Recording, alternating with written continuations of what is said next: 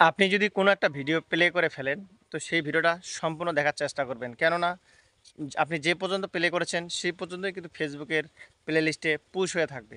তো এভাবে যদি আপনি কন্টিনিউ ২০টা, ৩০টা, ৪০টা, ৫০টা ভিডিও দেখেন, ২ minute ৪ second, ১০ second, ১২ second, ৮ second করে, প্রতিটা ভিডিওই আপনার প্লে লিস্টে পুশ হয়ে থাকবে।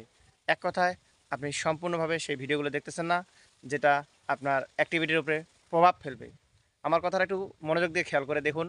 আপনারা অনেক সময় খেয়াল করে দেখবেন, আপনি যদি কোনো একটা গান বা ভিডিও আপনার ফোনে যদি আপনি প্লে করেন, আপনি ধরুন ১ মিনিট দেখেছেন। দেখার পরে আপনার মনে হয়েছে যে আমার হাতে এখন সময় নেই, আমি সেটা পরবর্তীতে দেখব।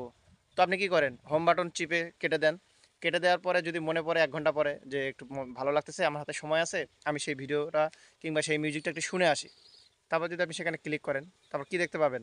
আপনি যে ১ মিনিট কিংবা ৩০ সেকেন্ড পর্যন্ত আগে দেখেছিলেন, সেটা সেখানে কন্টিনিউ থাকে।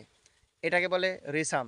তো আপনি যদি এইভাবে করে ফেসবুকেও ভিডিওগুলো দেখেন, ফেসবুকেও অন্যান্য ভিডিও, লং ভিডিও কিংবা রিলস অল্প অল্প করে দেখেন আর কেটে দেন, অল্প অল্প করে দেখেন আর কেটে দেন, আপনার জন্য কিন্তু সেই জায়গায় পেন্ডিংয়ে থাকে যে এইটুক সে দেখেছে।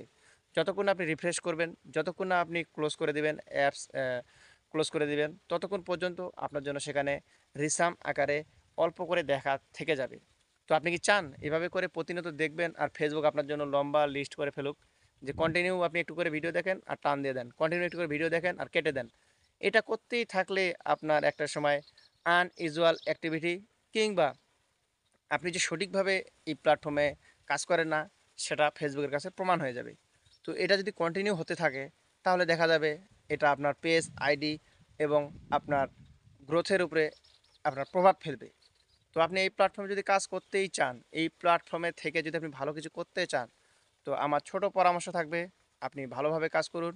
যার ভিডিও দেখবেন সম্পূর্ণ দেখার চেষ্টা করবেন। এটা একটা কন্টেন্ট ক্রিয়েটরের বৈশিষ্ট্য। আমরা যার ভিডিও দেখি সেটা যদি সম্পূর্ণ দেখার চেষ্টা করি, সেটা হচ্ছে আমাদের জন্য ভালো। আর আমরা যদি একটু দেখে আর না দেখি, সেটা আমাদের জন্য ভালো হয় না। তো আমরা কি করব?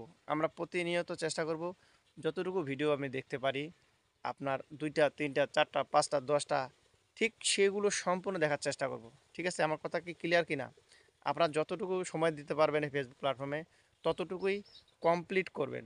আপনি কখনোই আনকমপ্লিট করে রাখবেন না। তাহলে আপনি আনকমপ্লিট টাস্ক আকারে সেই টাস্কগুলো জমা হবে। ঠিক আছে? আপনার যে কাজগুলো, এগুলোকে ফেসবুকের ভাষায় টাস্ক বলে। কারো পোস্টে গিয়েছেন, লাইক কমেন্টস করেছেন, সেখানে একটা টাস্ক কমপ্লিট করেছেন, একটা এঙ্গেজমেন্ট কমপ্লিট করেছেন।